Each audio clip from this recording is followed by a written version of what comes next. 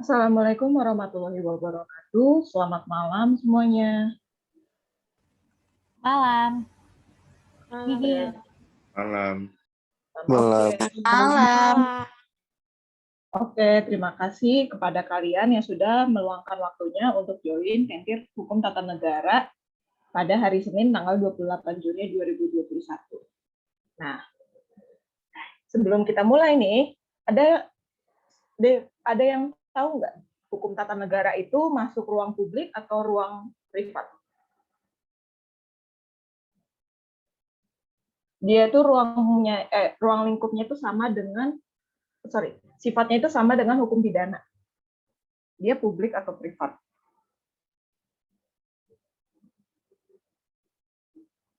Publik, Kak. Oke, makasih Denisa.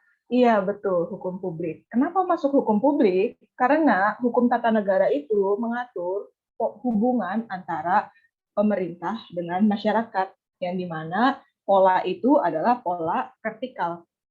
Ada penguasa dan ada rakyat. Berbeda dengan perdata, yang dimana kalau misalnya mereka melakukan suatu perjanjian, itu polanya adalah horizontal, sejajar. Gitu. Nah, itu adalah perbedaan publik dengan privat. Kemudian,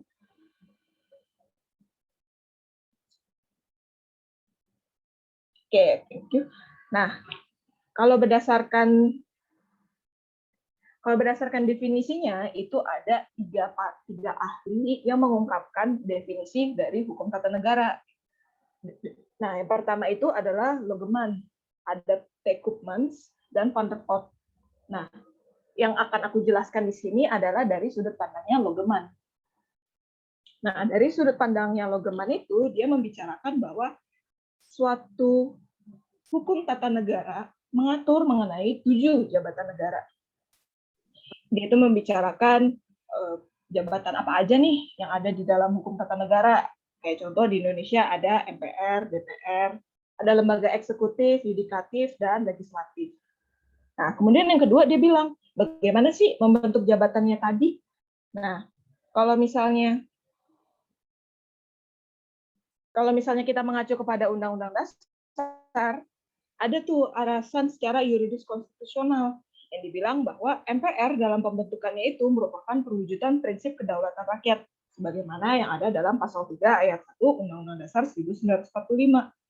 Nah, kemudian yang ketiga nih, si Logeman bilang, terus gimana cara ngisi jabatannya? Nah, ngisi jabatannya itu bisa macam-macam. Mungkin kalian udah pernah dengar kalau di Jepang itu cara pengisian jabatannya itu turun-temurun atau memakai sistem monarki.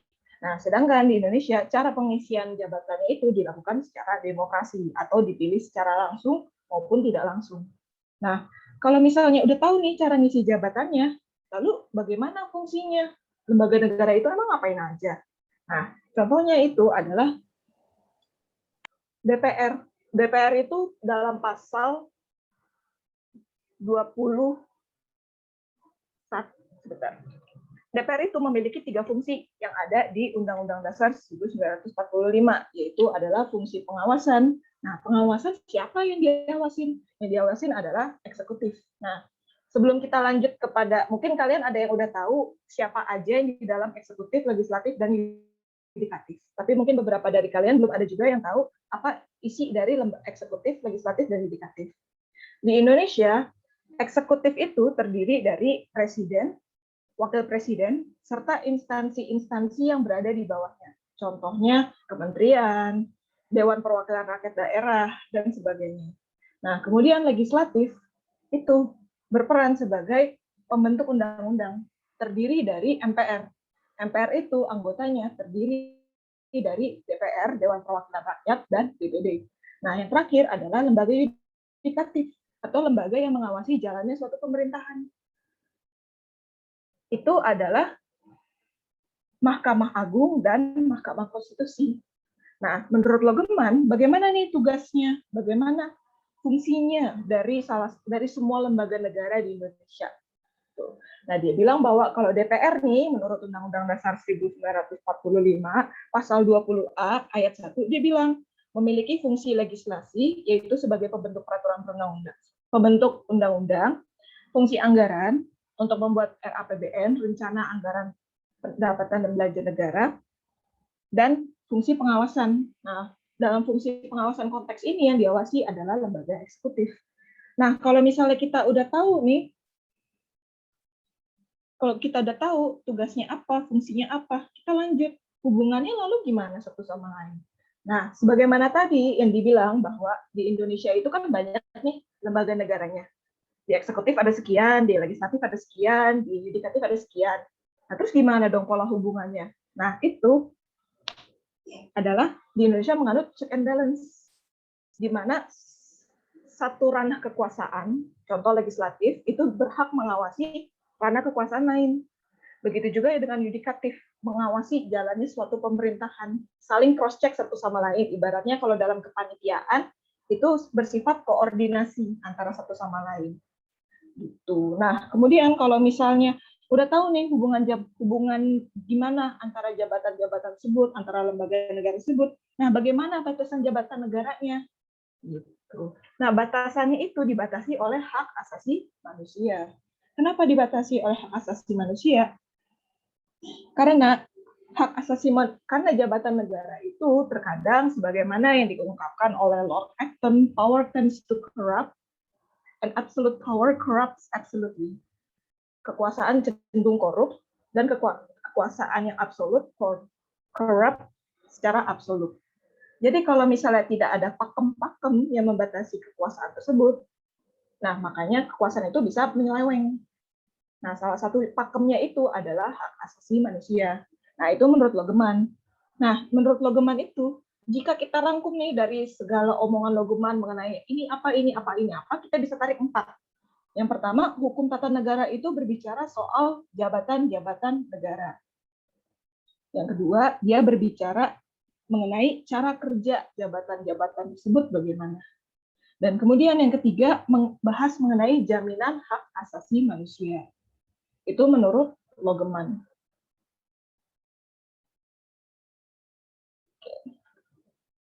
Kemudian, nah ada juga yang menurut T. Kopsman dan Van der Port. Nah, kalau T. Kopsman itu dia bilang bahwa kalau hukum tata negara itu yang pertama mengatur mengenai daya mengikatnya peraturan perundang-undangan. Maksudnya peraturan perundang-undangan yang kayak gimana nih? Itu ada dalam pasal 7 Undang-Undang Nomor 12 Tahun 2011. Itu membahas mengenai hierarki peraturan perundang-undangan di Indonesia. Kemudian, setelah membahas mengenai daya mengikatnya suatu peraturan perundang-undangan, dia juga membahas hubungan kerja di antara alat-alat perlengkapan negara. Mirip-mirip sama kayak apa yang dikatakan Logeman, bagaimana hubungan antar satu lembaga dengan lembaga lainnya. Nah, kemudian yang ketiga, dia itu berbicara mengenai jaminan hak asasi manusia.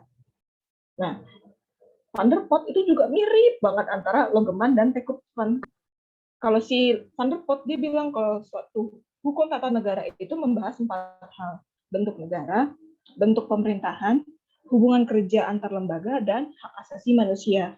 Mereka itu dari 3 ahli ini memiliki kesamaan terkait hubungan kerja antar lembaga dan hak asasi manusia. Jadi kalau misalnya nanti ada pertanyaan, HTN itu menurut Logeman mengatur apa? Dijelasin, HTN menurut Logeman yang pertama mengatur mengenai jabatan-jabatan negara apa saja, cara kerjanya bagaimana, dan jaminan hak asasi manusia. Itu secara singkatnya. Tapi biasanya kalau Pak Asep, itu mintanya itu Logeman dia disuruh jelasin 7-7-nya. Dan minta contoh konkretnya kayak gimana.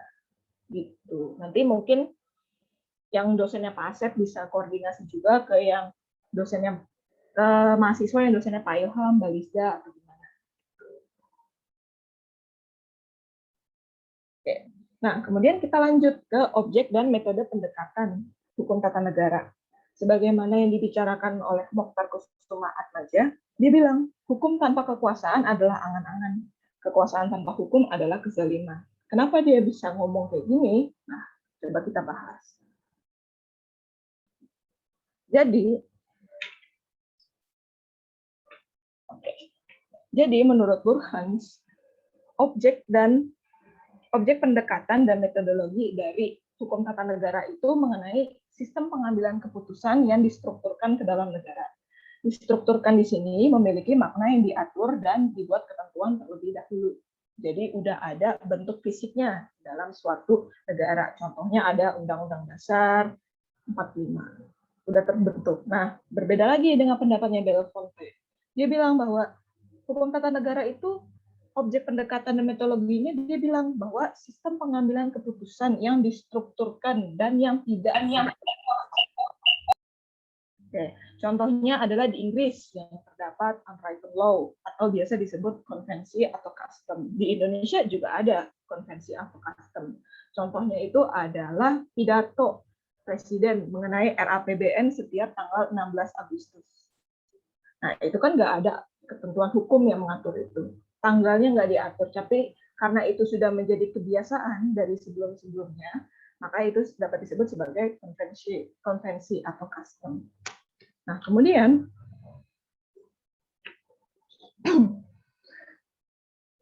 ada lagi nih ahli yang ketiga, namanya Donner.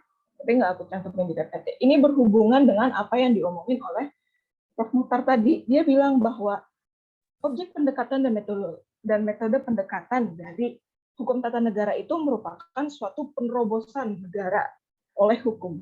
Kenapa negara perlu diterobos oleh hukum? Bagaimana katakan oleh Mukhtar aja. Negara itu merupakan suatu organisasi kekuasaan yang terdiri dari suprastruktur politik dan infrastruktur politik. Ini menurut Sri Sumantri. Logikanya, kalau misalnya ada suatu negara memiliki kekuasaan yang besar, namun nggak ada hukum yang mengaturnya, maka balik lagi tadi ke pernyataan Lord Acton, maka nanti pemerintahnya bisa sewenang-wenang. Makanya menurut Donner dia bilang objek dan metode pendekatan dari hukum tata negara itu mengatakan bahwa negara itu harus diatur oleh hukum. Kenapa harus diatur oleh hukum? Agar dalam pelaksanaannya, dalam penyelenggaraan suatu pemerintahan itu nggak ada penyelewengan kekuasaan. Itu menurut Donner, dihubungkan dengan Mukhtar Kusuma Atmansya. Nah, sampai sini ada yang mau bertanya atau ada yang kecepatan atau gimana?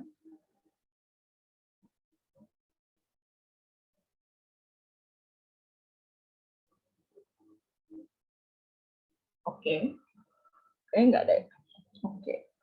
Nah, kemudian ini ada 5 jenis pendekatan dari hukum tata negara. Nah, 5 jenis pendekatannya itu yang pertama dibilang bahwa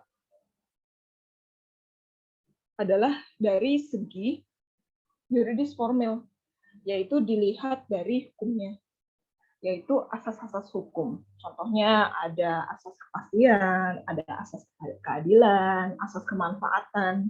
Itu dilihat, hukum tata negara itu melihat bahwa dalam suatu hukum itu ada asas A, B, C, D, E, F, G. Nah, kemudian, sebentar.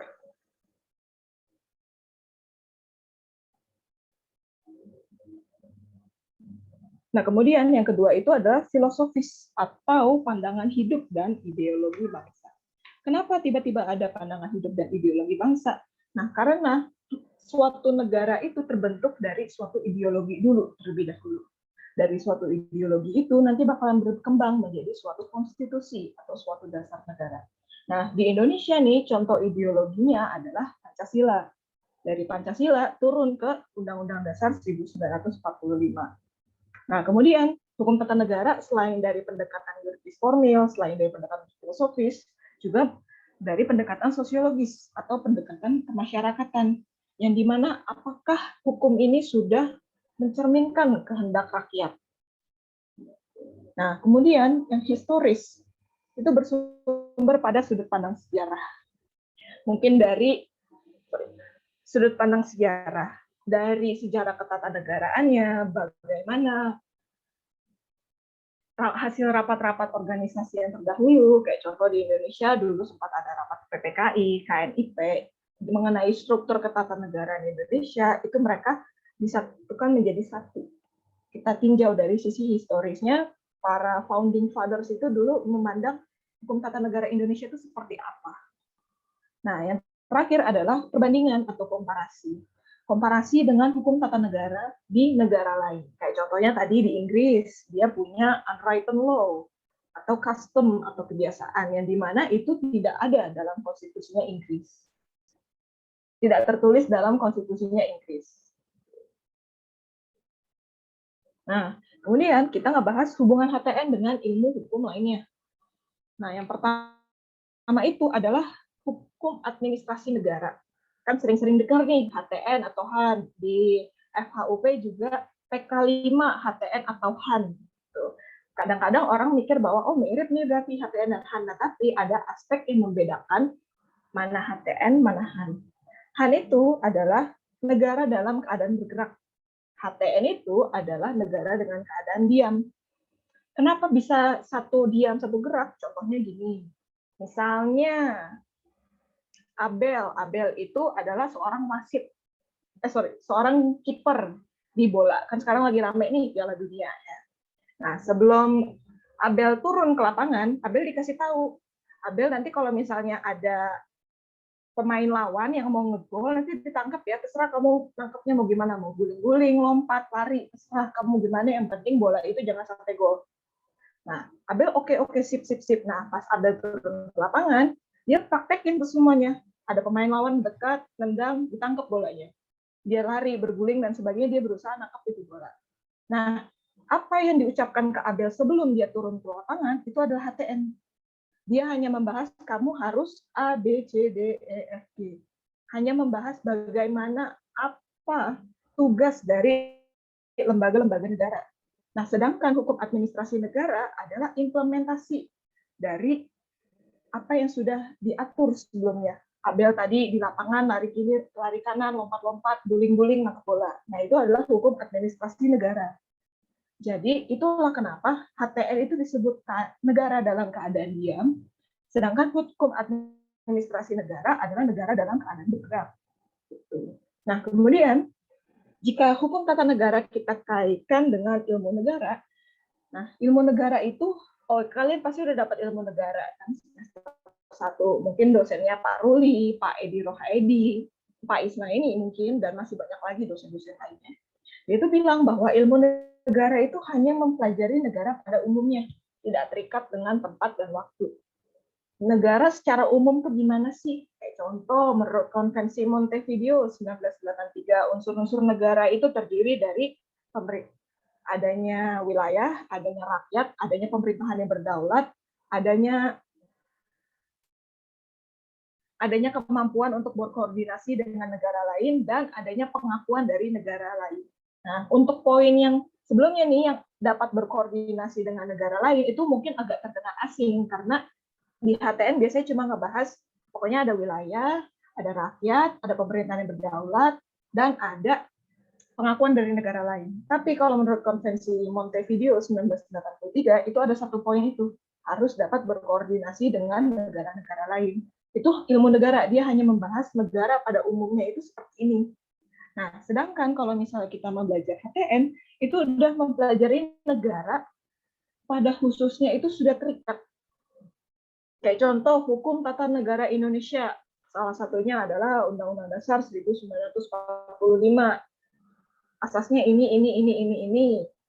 Hak asasi manusia warga negara Indonesia itu ini. Sudah terikat dalam satu negara. Itu perbedaan dan sekaligus menjadi hubungan antara HTN dan ilmu negara. Nah, sedangkan ilmu politik, HTN itu adalah rel kereta, sedangkan ilmu politik itu adalah lokomotif. Ini saya ngutip dari Sri Sumantri. Kenapa HTN adalah rel kereta, sedangkan ilmu politik adalah lokomotif? Oke, objek kajian HTN itu adalah negara.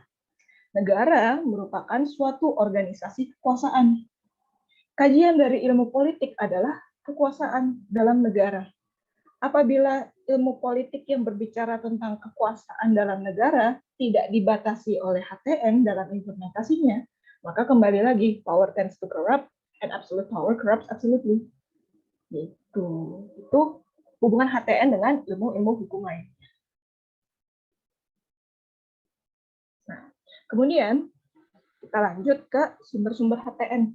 Menurut Wellbrom, itu ada 5 sumber HTN. Yang pertama adalah hukum tertulis. Contohnya adalah hierarki peraturan perundang-undangan Indonesia mulai dari Undang-Undang Dasar 1945 sampai dengan peraturan daerah.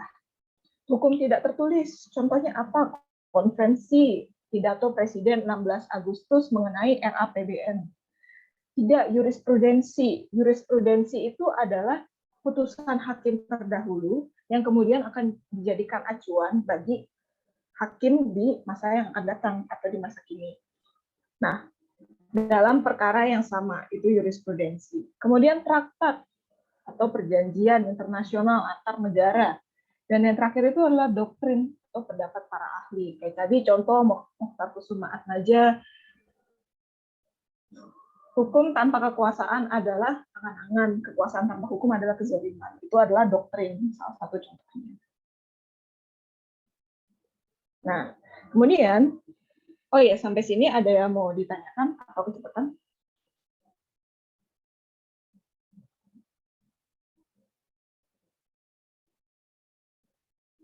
Oke, nggak ada ya. Kita lanjut. Oke, nah, asas-asas hukum tata negara itu dibagi menjadi 8. Yang pertama itu adalah asas Pancasila, yang dimana itu membahas mengenai ada persatuan dan integritas bangsa, nilai keadilan sosial, negara yang berdasarkan ketuhanan, pasal 29 ayat 1 Undang-Undang Dasar 1945, yang dimana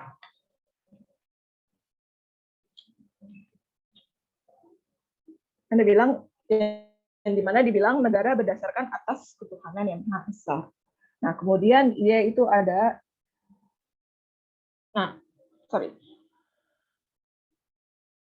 dan ketuhanan yang Maha Esa. Nah, tadi 5 poin di atas, ketuhanan yang Maha Esa, negara berdasarkan ketuhanan, kedaulatan rakyat, nilai keadilan sosial, persatuan dan integritas bangsa itu merupakan nilai-nilai yang dapat ditemukan pada pembukaan Undang-Undang Dasar 1945. Oh, dan sekedar mengingatkan lagi, dulu di ilmu negara itu ada istilah teori kedaulatan, ya kan? Ada teori kedaulatan Tuhan, teori kedaulatan negara, teori kedaulatan hukum, teori kedaulatan rakyat. Sebenarnya apa sih yang ngebedain teori kedaulatan yang satu dengan yang lain? Nah, yang ngebedain itu adalah letak pemegang kekuasaannya itu siapa. Kalau teori kedaulatan Tuhan, berarti kedaulatan tertinggi atau kekuasaan tertinggi berada di tangan Tuhan, dicerminkan atau diproyeksikan dengan wakilnya di bumi. Itu biasanya paus atau pope dan presiden atau pemimpin negara. Nah, kalau misalnya kedaulatan rakyat, contohnya gimana nih? Nah, itu tercantum dalam pasal 1 ayat 2. Kedaulatan berada Undang-Undang Dasar 1945. Dia bilang kedaulatan berada di tangan rakyat dan dilaksanakan menurut Undang-Undang Dasar. Nah, itu berkaitan dengan asas yang kedua, yaitu asas kedaulatan rakyat. Jadi, kalau di Indonesia kekuasaan tertinggi itu berada di tangan rakyat. Makanya kenapa kalau misalnya kenapa ada lembaga DPR, Dewan Perwakilan Rakyat. Nah, lembaga DPR itu berperan sebagai perwakilan dari rakyat, karena nggak mungkin dong rakyat Indonesia yang beratus juta langsung saya mau ngomong ini, saya mau ngajuin ini, enggak. Tapi karena jumlahnya yang banyak, maka diperlukan suatu lembaga yang berperan sebagai representasi rakyat. Nah, kemudian yang ketiga itu adalah asas negara hukum. Asas negara hukum ini tuh agak, mungkin kalian udah pada pernah dengar ya, ada negara hukum Rechtsstaat dan ada juga negara hukum rule of law.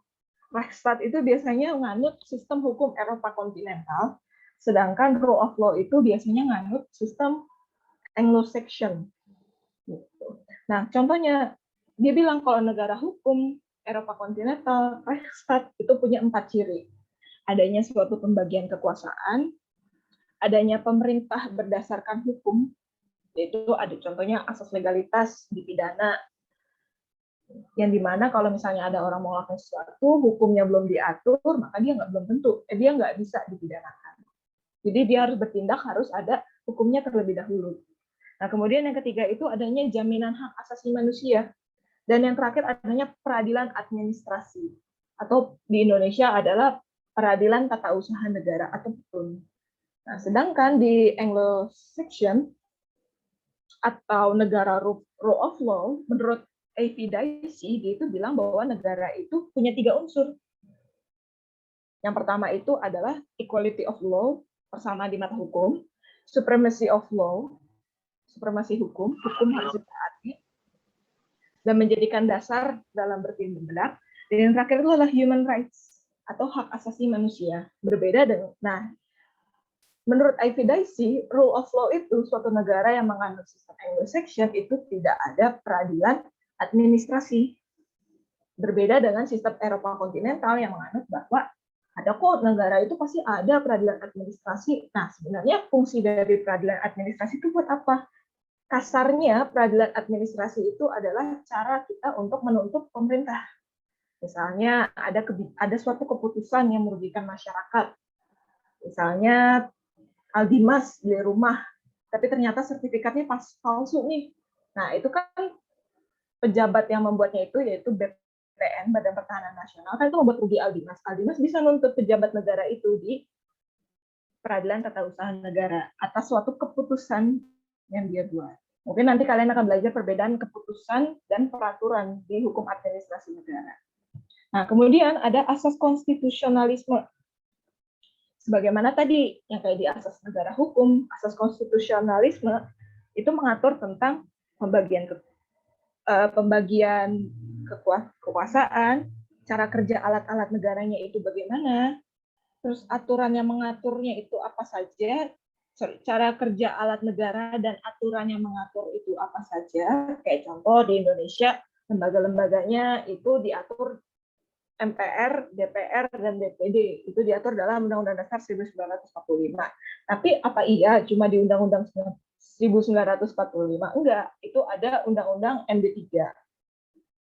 Undang-undang mengenai MPR, DPR, DPD, dan DPRD. Itu bisa kalian lihat nomornya. Nah, yang terakhir itu mengatur mengenai jaminan HAM. Nah, di Indonesia ada nggak sih sebenarnya jaminan HAM dalam konstitusinya? Ada, itu ada dari pasal 27 pasal 27 sampai pasal 33 Undang-Undang Dasar 1945.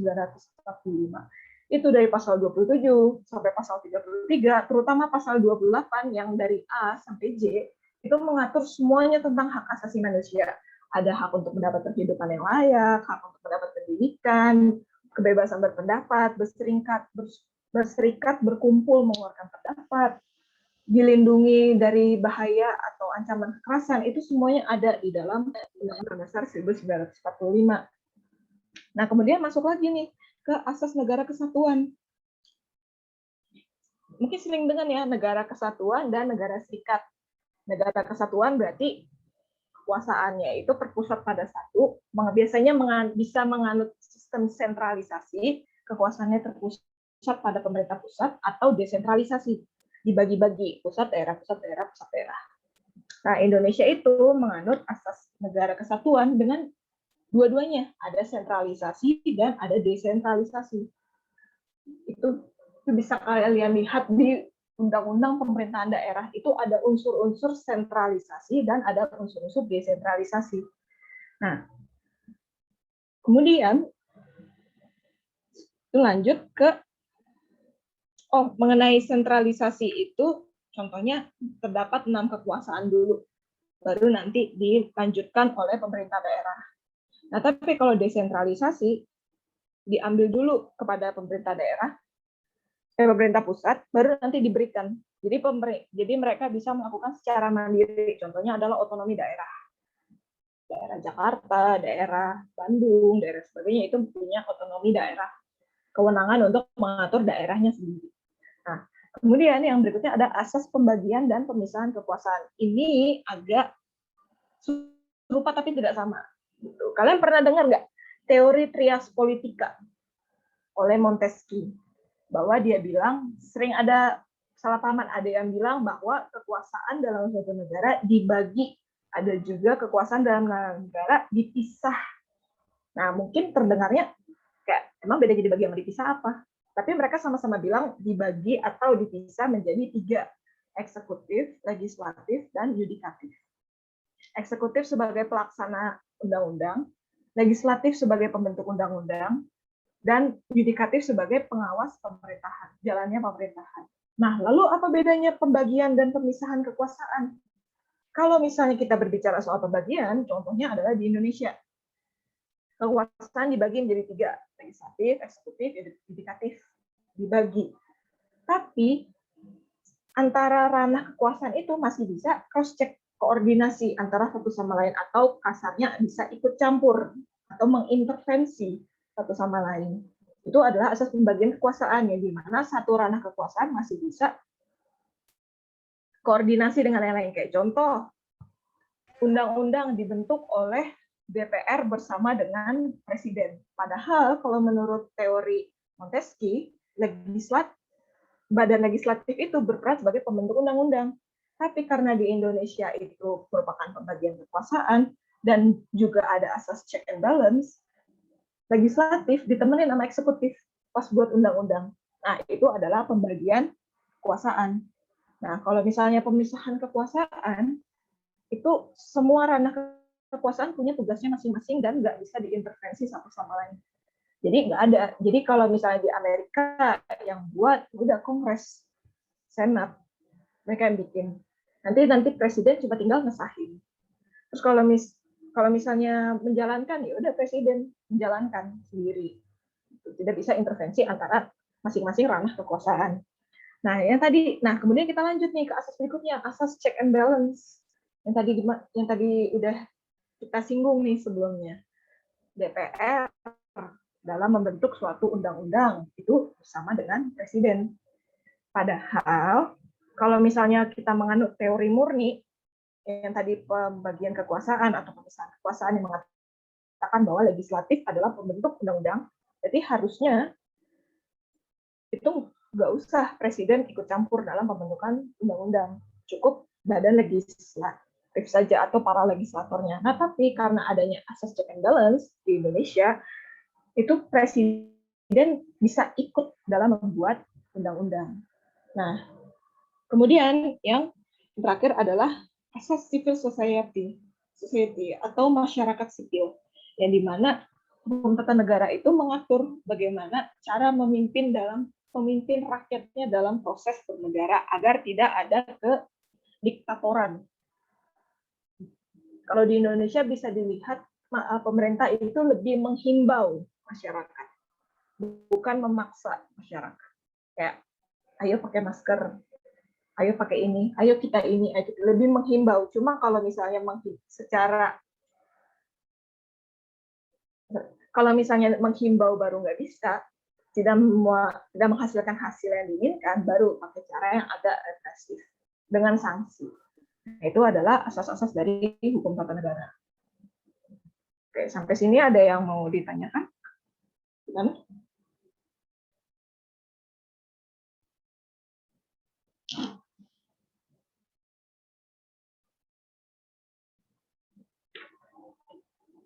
Ada yang mau ditanyakan?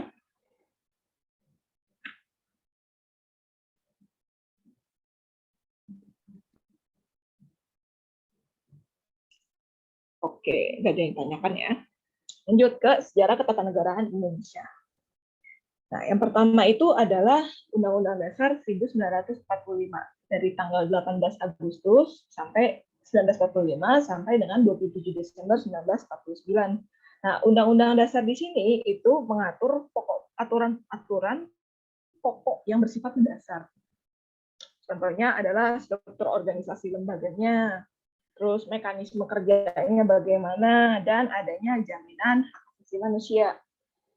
Nah, karena di sini Undang-Undang Dasar 1945 merupakan groundwork revolution atau merupakan suatu konstitusi yang dibuat secara cepat, berbeda dengan Amerika,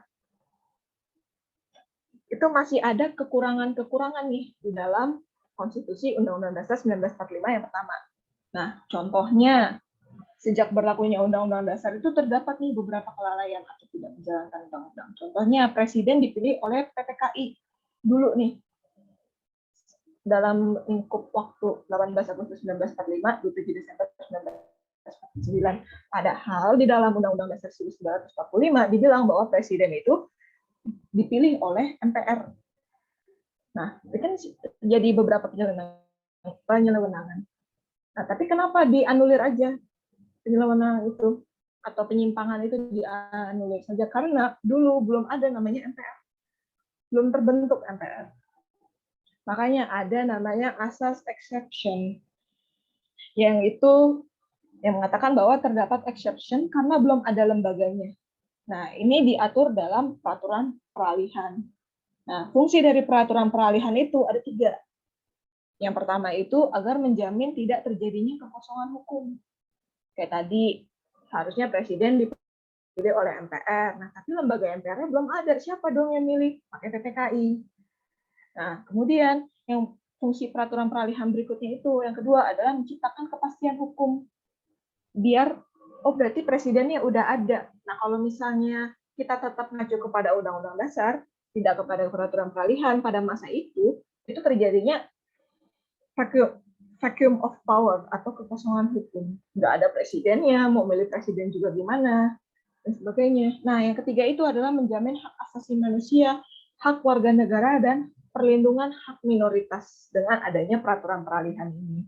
Nah, jadi keberlakuannya peraturan peralihan itu karena dengan asas exception atau pengecualian, karena di Undang-Undang Dasar, karena dalam prakteknya itu beberapa lembaga negara yang diharuskan menjalankan tugasnya itu belum ada, belum terbentuk. Itu dari Undang-Undang 1945 tanggal 18 Agustus 1945 sampai 27 Desember 1949. Nah, kemudian di Konstitusi RIS. Di Konstitusi RIS itu ada suatu peristiwa bernama Konferensi Meja Bundar, yang di mana Indonesia itu meminta pengakuan secara de jure oleh Belanda, pengakuan bahwa negara Indonesia sudah menjadi suatu negara, sudah merdeka. Nah, akhirnya berdasarkan hasil konferensi tersebut, Indonesia menjadi negara serikat atau negara boneka Belanda kalau dulu biasa di sejarah-sejarah SMA. Terpecah belah, ada kalau nggak salah provinsi Indonesia Timur, negara Indonesia Timur, terus ada negara Jawa, negara Bali dan sebagainya. Terpisah-pisah menjadi negara-negara, sama kayak di Amerika. Negara di dalam negara. Nah, Indonesia ini terbagi menjadi 16 bagian. 16 bagian yang kekuasaannya itu terletak pada negara bagian. Nanti kalau misalnya kekuasaan dari negara bagian sudah oke, baru dikasih ke pemerintah federal atau pemerintah pusatnya. Kemudian setelah berlangsung nih selama satu tahunan di tanggal 17 Agustus 1950, di bulan Juli itu dibilang bahwa ada 14 negara bagian yang tidak setuju. Ada beberapa negara bagian yang tidak setuju. Nah, kemudian dia menyatakan untuk kembali lagi pada dasar hukumnya adalah pasal 134 yang dibilangkan bahwa dalam pergantian Indonesia dari negara serikat menjadi kembali kepada negara kesatuan, itu dasar hukumnya berubah menjadi yang ketiga, Undang-Undang Dasar sementara 1950. Nah, dalam periode Undang-Undang Dasar 1950 itu dibentuk dasar sementara, itu dibentuk suatu dewan bernama Dewan Konstituante yang tugasnya adalah membentuk Undang-Undang Dasar baru pengganti dari Undang-Undang Dasar 1950.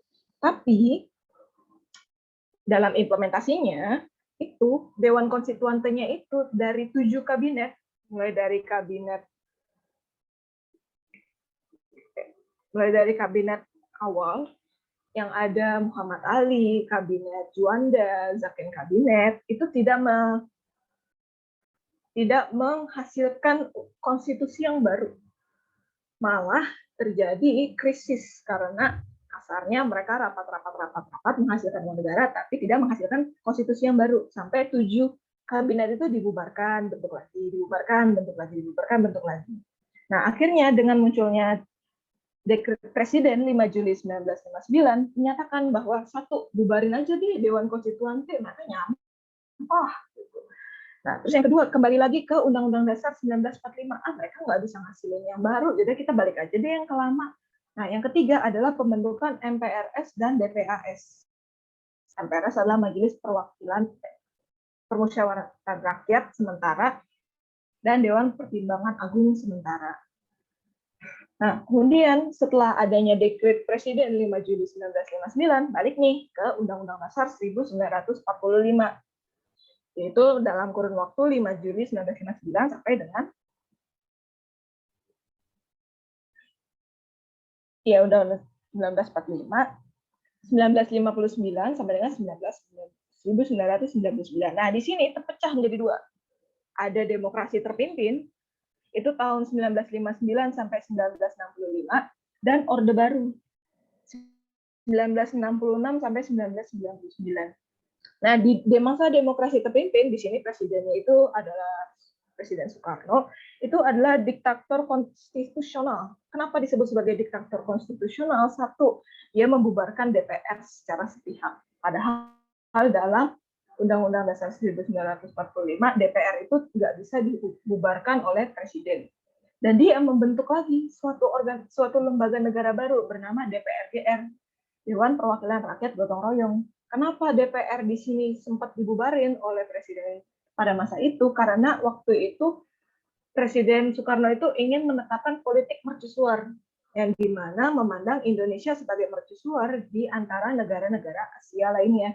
Nah, pas Presiden pada masa itu mengajukan budget ke DPR, ditolak. Karena ibaratnya Indonesia sekarang lagi krisis moneter, tapi ingin menjadi the brightest sunshine di Asia. Nah, itu dibubarkan DPR. Nah, itu sudah merupakan salah satu penyimpangan dari Undang-Undang Dasar 1945. Terus kemudian ada TAP MPR tahun 1960 yang menetapkan bahwa Presiden Soekarno adalah presiden seumur hidup. Padahal di Undang-Undang Dasar 1945 dibilang bahwa presiden itu masa jabatannya adalah 5 tahun dan dapat 5 tahun dan maksimal 2 periode. Nah, tapi di sini karena adanya TAP MPR yang menetapkan bahwa Presiden Soekarno jadi presiden seumur hidup, itu sudah melanggar lagi nih salah satu bentuk penyimpangan dari Undang-Undang Dasar 1945.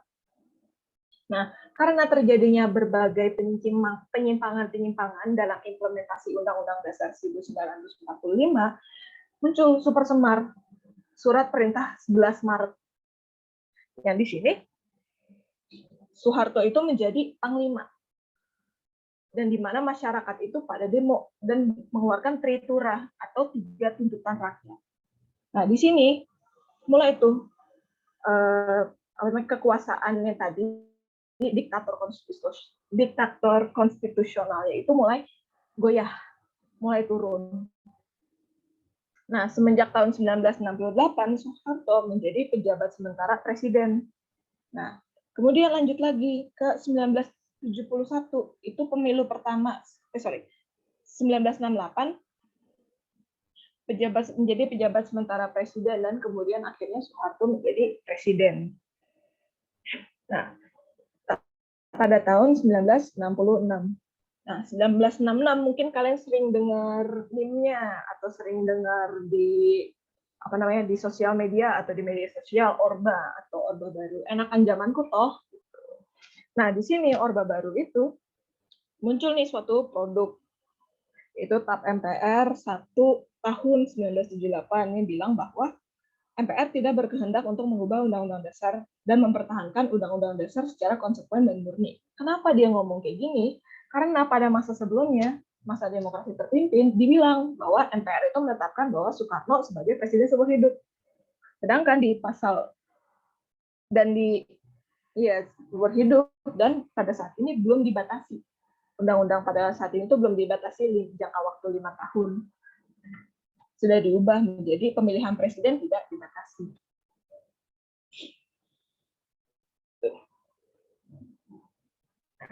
kemudian setelah berliku-liku di masa Orde Baru, yang dimana masalah korupsi, kolusi, dan nepotisme yang meningkat, sehingga akhirnya terjadi berbagai peristiwa demonstrasi oleh mahasiswa, KBRI Trisakti, Semanggi, dan sebagainya. Akhirnya Soeharto pada tahun 1971 itu diadakan dan akhirnya pada tahun 1999 akhirnya Soeharto lengser dari jabatannya sebagai Presiden Republik Indonesia. Karena udah ada, kalau nggak salah istilah itu krisis multidimensi. Krisis ekonomi iya, krisis hukum iya, krisis ini iya, semuanya krisis. Nah, jadi pada masa Orde Baru, Presiden Soeharto itu dilengserkan. Nah, kemudian lanjut lagi ke Undang-Undang Dasar 1945 setelah diamandemen. Nah, setelah diamandemen, itu adalah undang-undang yang sekarang bisa dilihat berbagai perubahan yang mulai dari sekarang masa jabatan presiden dibatasi, dan sekarang dulu Undang-Undang Dasar 1945 setelah amandemen, sebelum masa yang terakhir, itu mengatakan bahwa kekuasaan tertinggi berada di tangan MPR sebagai perwakilan dari rakyat. Jadi, mungkin kalian pernah dengar lembaga tertinggi negara. Jadi pada masa itu, sebelum adanya amandemen, dia bilang bahwa lembaga tertinggi negara itu adalah MPR. Lembaga tinggi negara adalah sisa-sisanya. Jadi hierarkinya itu adalah Undang-Undang Dasar, di bawahnya MPR, dan baru lembaga-lembaga lainnya. Nah, tapi setelah adanya amandemen, itu berubah. Nggak ada lagi istilah lembaga tertinggi negara. Cuma ada lembaga tinggi negara. Nah, lembaga tinggi negaranya itu terdiri apa aja? Ada legislatif, tadi DPR, MPR, dan DPD, kemudian ada eksekutif, terdiri dari presiden dan wakil presiden, serta instansi-instansi yang ada di bawahnya.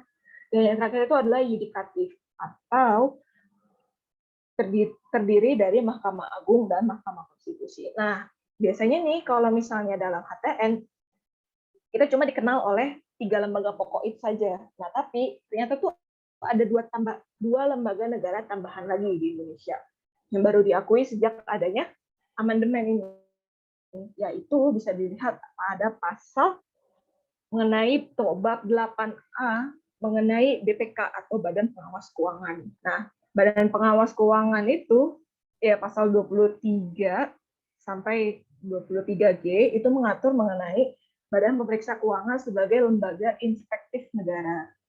Lembaga inspektif dalam artian dia itu memeriksa segala jalur ekonomi di Indonesia. Nah, selain inspektif, itu ada lembaga lagi, yaitu lembaga konsultatif, yaitu One Pampres, atau dulu istilah itu DPP, Dewan Pertimbangan Presiden.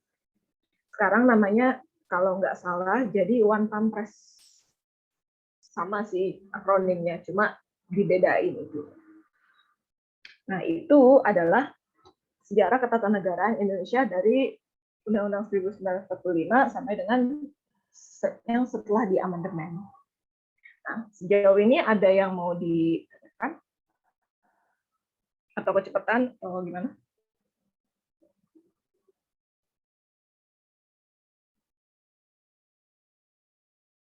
Oke, nggak ada yang tanya. Berarti kita lanjut ya. Oke.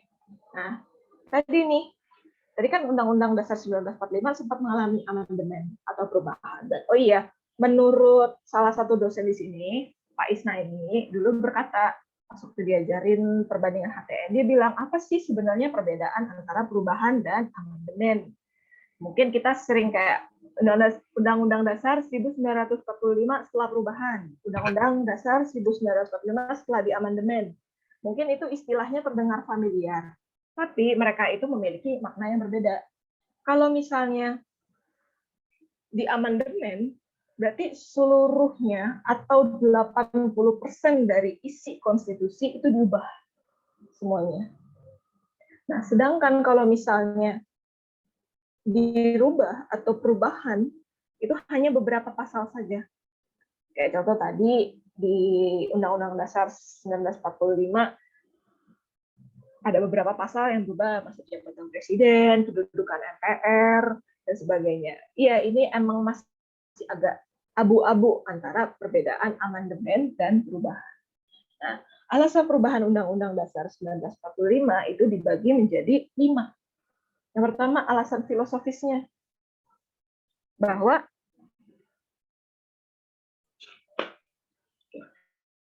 alasan filosofisnya itu berdasarkan suatu konsep filsafat yang mendasarkan bahwa dalam Undang-Undang Dasar 1945 itu ada 3 paham, yaitu paham individualistik yang berasal dari Barat, yang memberikan kebebasan mutlak pada individu sehingga peran negara itu menjauh.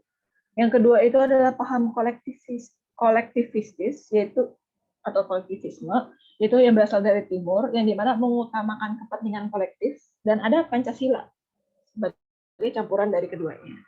Nah, paham individualistik dalam Undang-Undang Dasar 1945 itu terlihat dari mana? Dari pasal 1 ayat 2 Undang-Undang Dasar 1945 berkata bahwa kekuasaan tertinggi kedaulatan berada di tangan rakyat. Gitu.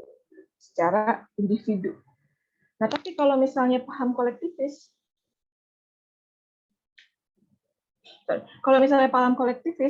itu istilahnya sama rasa sama rata. Nah, ini dulu nih sebelum ada perubahannya, dia bilang pasal 1 ayat 2 sepenuhnya oleh MPR. Kedaulatan dalam negara sepenuhnya dipegang oleh MPR. Nah, itu adalah pasal 1 ayat 2 sebelum diubah. Nah, kalau misalnya udah diubah, itu menjadi kedaulatan rakyat berada di tangan rakyat. Nah, kemudian yang kedua adalah alasan historis. Kenapa sih Undang-Undang Dasar itu harus diubah? Emang kenapa sih? Nah, kalau dari sisi historisnya, Soekarno waktu itu pernah berpidato bahwa Undang-Undang Dasar 1945 merupakan groundwork revolution atau konstitusi kilat dibentuk hanya dalam jangka waktu 22 hari. Berbeda dengan Amerika yang dibentuk sampai 1 atau 3 tahun. Itu lama, berbeda dengan Indonesia. Nah, dia juga sempat menyinggung kalau misalnya nanti kondisi negara sudah stabil, akan dibentuk suatu konstitusi yang lebih lengkap, lebih komprehensif mengatur mengenai urusan ketatanegaraan. Nah, kemudian yang ketiga adalah alasan politik praktis. Kenapa Undang-Undang Dasar harus diubah? Kalau misalnya kita tinjau dari alasan politik praktis, itu buktinya atau contoh konkretnya itu pas masa demokrasi terpimpin itu banyak penyelewengan banyak penyimpangan dalam pengimplementasian Undang-Undang Dasar 1945. Contoh tadi, presiden tiba-tiba jadi presiden seumur hidup, presiden tiba-tiba ngebubarin DPR. Oh ya, dan kenapa presiden itu nggak boleh membubarkan DPR? Karena mereka itu kedudukannya sejajar semua, kayak tadi. Udah lagi nggak ada istilah lembaga tertinggi negara, adanya lembaga tinggi negara, yang dimana semua ranah kekuasaan di Indonesia memiliki kedudukan yang sejajar. Nah, oleh karena itu, karena kedudukan mereka sejajar, satu sama lain itu nggak berhak membubarkan. Oke, mungkin MPR bisa memberhentikan presiden dengan alasan-alasan tertentu, tapi nggak langsung bubar. Harus ada pertimbangan dari rakyatnya terlebih dahulu. Nah, kemudian yang berikutnya adalah alasan teoritis yang bilang bahwa sebenarnya perubahan itu adalah suatu keniscayaan, harus diubah. Perubahan itu kita nggak bisa hindari. Gitu. Sesusah-susahnya suatu konstitusi itu pasti masih bisa diubah. Kalau misalnya terlalu sulit diubah, berarti itu terlalu sakral. Terlalu, wah, ini istimewa sekali, gitu, nggak bisa diubah. Tapi kalau misalnya konstitusi itu saking mudahnya dirubah, oke, makasih Abed. Kalau misalnya saking mudahnya dirubah, itu nggak ada wibawanya konstitusinya. Ya iyalah, misalnya konstitusinya satu hari berubah, itu nggak ada wibawanya. Tapi kalau misalnya konstitusinya benar-benar nggak bisa diubah, berarti itu merupakan suatu hal yang sakral, sampai benar-benar nggak bisa diubah. Kayak contoh misalnya mengenai kitab suci, benar-benar nggak bisa diubah isi ketentuannya. Nah, sedangkan konstitusi itu menyangkut suatu negara. Negara itu organisasi kekuasaan yang terdiri dari rakyat. Rakyat itu bersifat apa? Progresif, berkembang.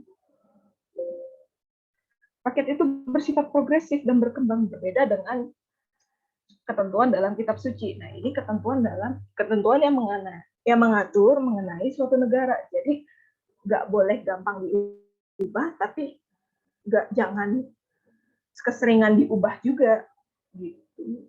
Nah, kemudian yang terakhir itu adalah alasan yuridis formal, bahwa mengatakan bahwa di pasal 37 Undang-Undang Dasar 1945 perubahan itu dapat dilakukan selama diatur ketentuannya. Nah, di pasal 37 itu diatur, diusulkan oleh sepertiga anggota DPR, apa yang mau diubahin diagendakan, kehadiran sidang paripurna itu harus hadir 2/3 anggota MPR. Putusan sah perubahan Undang-Undang Dasar 1945 adalah 50% plus 1. Dan yang tidak boleh diubah adalah pasal 1 ayat 1 dan pembukaan Undang-Undang Dasar 1945. Ya, Naomi. Nah, kemudian kita lanjut nih ke prinsip-prinsip fundamental yang tidak boleh diubah, directed by the founding fathers. Mereka bilang, meskipun konstitusinya berubah-ubah nih Indonesia, tapi ada beberapa hal yang nggak boleh diubah. Yang pertama, negara Indonesia itu bukan negara agama atau teokrasi, tapi negara berdasarkan agama. Yang kedua, negara Indonesia adalah negara yang menganut kedaulatan rakyat. Yang ketiga, Indonesia adalah negara hukum. Bisa dibilang Indonesia adalah Rechtsstaat, negara hukum, bukan Machtsstaat. Baik dari segi formilnya maupun dari segi materialnya. Kemudian yang ketiga, negara Indonesia adalah negara yang menganut sistem konstitusi yang dibuktikan dengan kehadiran Undang-Undang Dasar 1945 sebagai konstitusi negara Indonesia. Yang keempat, Indonesia itu menganut asas negara kesatuan, asas desentralisasi dan otonomi daerah. Desentralisasi itu adalah pemberian sebagian kewenangan pemerintah pusat kepada daerah untuk dilakukan secara masing-masing. Di PHI itu ada istilah, mungkin kalian udah familiar, desentralisasi, dekonsentrasi, dan tugas pembantuan. Mungkin perbedaannya itu akan dibahas lebih lanjut pada TT PHI yang akan datang. Kalau di sini aku hanya nyampein kulit-kulit luarnya aja. Nah, kemudian yang berikutnya itu adalah Indonesia itu menganut division of power atau pembagian kekuasaan, bukan pemisahan kekuasaan, yang didasarkan pada kesederajatan antar lembaga negaranya. Nah, kemudian lanjut lagi nih, karena mereka sederajat, terus pembagian kekuasaan, apalagi asas check and balance antar lembaga-lembaga negara lain. Dan yang terakhir adalah civil society harus mengikuti aturan dalam bertindak, harus berlaku adil. Oke, sejauh ini ada yang mau ditanyakan? Materi dikit lagi. Sisa ini hak asasi manusia itu selesai. Ada lagi yang mau ditanyakan?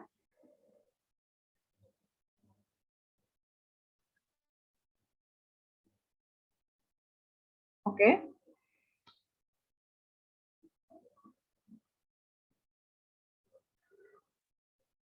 Nggak ada nih. Oke. Bentuk negara, bentuk pemerintahan, dan sistem pemerintahan. Ini dulu materinya itu diambil dari bukunya Prof. Jimli Ashidik, judulnya Pokok Hukum Tata Negara Indonesia. Mungkin yang dosennya Pak Asep dikasih tugas yang sama untuk merangkum ini, karena dulu aku juga disuruh sempat merangkum bukunya Pak Jimli. Nah, bentuk negara itu, ada bentuk negara, bentuk pemerintahan, dan sistem pemerintahan. Biasanya nih kalau dulu ujian PKN ya di masa SMA sering ketukar-tukar, bentuk negara tiba-tiba ada monarki, bentuk pemerintahan tiba-tiba ada kesatuan, dan sebagainya. Suka ketukar-tukar nih antara satu sama lain. Nah, kalau misalnya bentuk negara itu merupakan suatu tinjauan yang bersifat sosiologis, di mana negara ditinjau secara menyeluruh. Nah, menurut Prof. Jimli, menurut Prof. Jimli itu ada 4 bentuk negara. Yang pertama itu bentuk negara kesatuan, serikat, konfederasi, dan suprastruktural. Nah, kalau kesatuan tadi yang sebagaimana kita bahas ada asas desentralisasi. Nah, mungkin kalian udah pernah juga ya dibahas di PHI kalau misalnya kewenangan pemerintah pusat itu yang benar-benar nggak boleh dikasih ke daerah, yang harusnya dipegang oleh pemerintah pusat itu ada 7. Pertama, mengenai politik luar negeri, pertahanan, keamanan, moneter, justisi atau persoalan-persoalan hukum, dan mengenai agama. Itu semuanya dipegang oleh pemerintah pusat, baik dalam sistem sentralisasi atau desentralisasi dalam negara kesatuan. Sisanya baru boleh dioper ke daerah. Nah, kemudian negara serikat adalah negara di dalam negara. Kasarannya seperti itu. Kekuasaannya itu dibagi menjadi, kalau Amerika kalau nggak salah ada 48 ya, 48 negara bagian atau 52 negara bagian, itu semua kekuasaan pusat dibagi ke negara-negara bagian tersebut. Nah, nanti dari negara-negara bagian tersebut kekuasaannya baru tanggung jawabannya kita serahkan lagi ke negara federalnya. Nah, kayak contohnya itu adalah Amerika Serikat, Kanada, dan Malaysia. Oke, koreksi kalau. Oke, kalau yang berikutnya adalah konfederasi atau serikat negara. Nah, ini suka ketukar antara serikat dan serikat negara.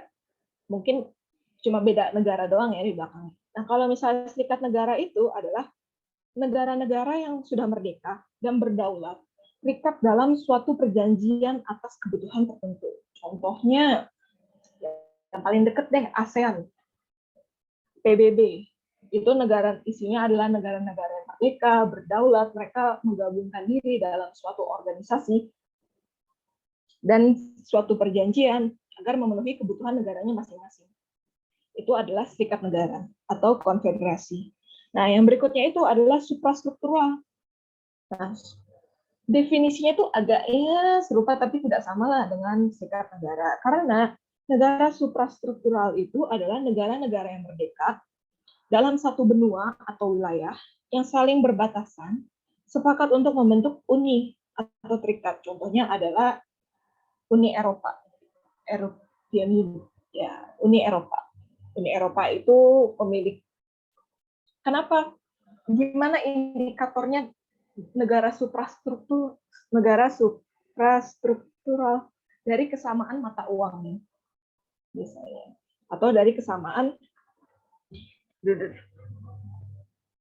ya, mengenai ketentuannya, terus kemudian mungkin ada perjanjian atau ketentuan yang disamakan antara satu negara dengan satu negara lain yang bersifat secara menyeluruh dalam suatu uni tersebut. Contohnya itu di Belanda, Belgia, Italia, Prancis, itu satu mata uang. Hanya cukup satu visa aja kalau misalnya mengunjungi negara-negara tersebut. Nah, kemudian lanjut nih ke bentuk pemerintahan yang biasa kita dengar nih dulu pas masa pendidikan kewarganegaraan dulu, atau di semester 1 kalian kewarganegaraan, atau pas SMA pendidikan kewarganegaraan. Ada bentuk monarki dan bentuk republik. Hal yang membedakan atau hal yang paling kontras antara monarki dan republik adalah monarki itu sistem pemilihannya didasarkan kepada sistem turun-temurun. Kayak contoh di Jepang. Jepang itu percaya bahwa kaisarnya itu adalah keturunan Amaterasu atau Dewa Matahari. Iya, tapi bukan yang di Naruto ya. Nah, yang kaisar Jepang itu disebut Tenno. Tenno itu kanjinya bisa dilihat adalah artinya surga. No itu mencerminkan penguasa, sehingga Tenno itu artinya penguasa surga. Nah, itu turun terus dari Hirohito, Naruhito, turun terus secara garis keturunan. Nah, berbeda dengan republik, yang dimana pemimpin negaranya itu dipilih melalui sistem demokrasi, baik secara langsung maupun secara tidak langsung. Kalau secara langsung itu ditunjuk, secara langsung itu dipilih oleh rakyat, secara tidak langsung itu dipilih oleh salah satu lembaga negara. Nah, kemudian yang terakhir itu ada sistem pemerintahan. Sistem pemerintahan itu ada parlementer dan presidensial.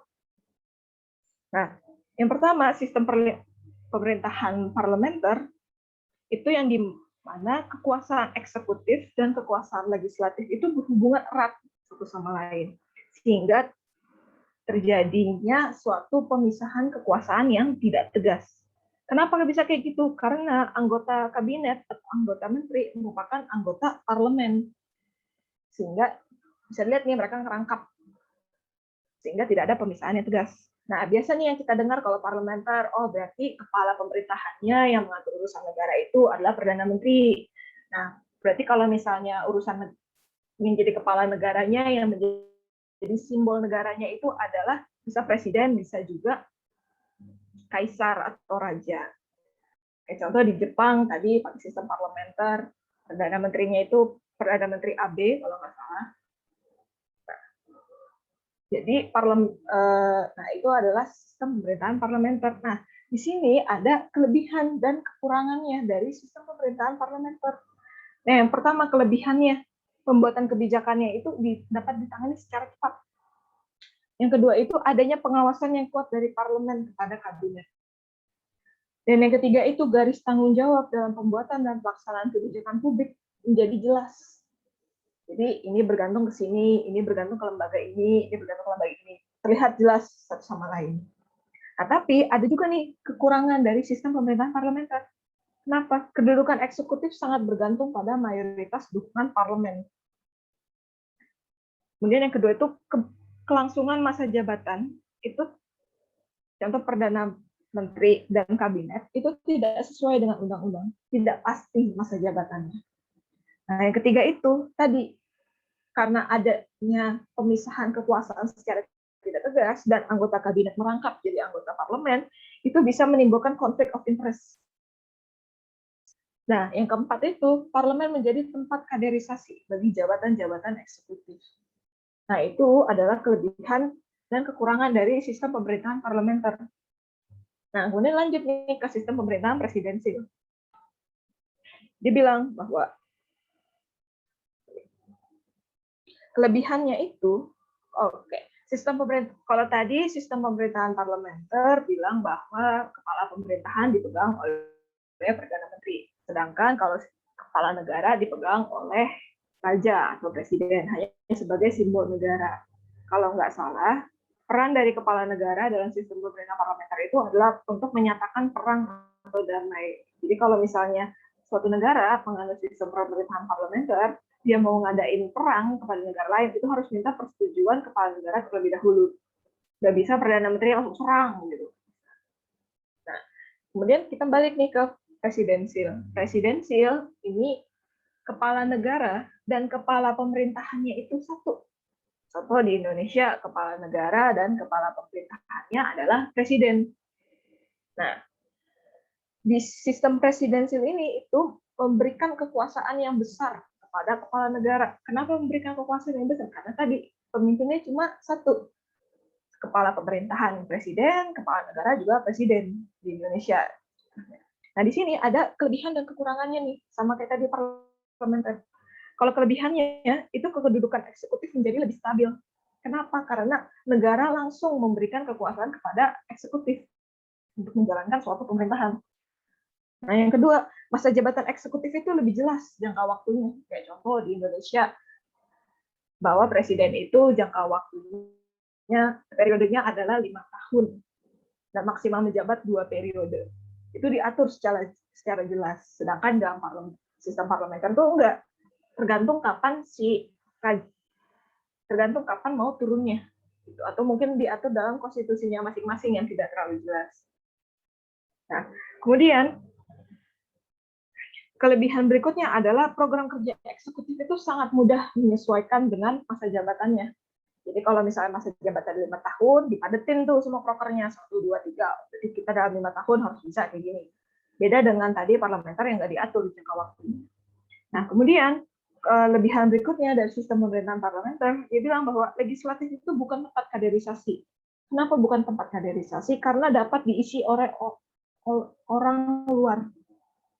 Kalau tadi kan beda, karena tadi legislatif atau parlemennya itu bisa, kalau di parlementer, legislatif itu dapat diisi, parlemennya dapat diisi oleh anggota kabinet karena mereka merangkap satu sama lain. Kalau di sini enggak, parlemennya itu bisa dari orang luar. Nah, kemudian yang kekurangannya itu ada juga nih beberapa kekurangan dari sistem pemerintahan presidensial. Yang pertama itu adalah kekuasaan eksekutif terkadang di luar pengawasan legislatif, sehingga terciptanya suatu kekuasaan mutlak. Nah, yang kedua itu sistem pertanggungjawabannya kurang jelas. Menteri bertanggung jawab ke siapa, ini bertanggung jawab ke siapa, parlemen bertanggung jawab ke siapa. Tidak ada pengaturan secara tegas. Ini secara umum ya, karena di Indonesia kan nggak ada parlemen. Secara umum itu pengaturannya sistem pertanggungjawaban itu kurang jelas antara satu lembaga dengan lembaga yang lain. Nah, kemudian yang ketiga, pembuatan kebijakan publik itu memakan waktu yang lama, sehingga terkadang tidak tegas dalam implementasinya. Karena pembuatan kebijakan publik itu merupakan hasil tawar-menawar antara eksekutif dengan legislatif. Eksekutif maunya A, legislatif maunya B, tawar-nawar, terus, diskusinya lama. Gitu. Nah, oke, sampai sini ada yang mau ditanyain?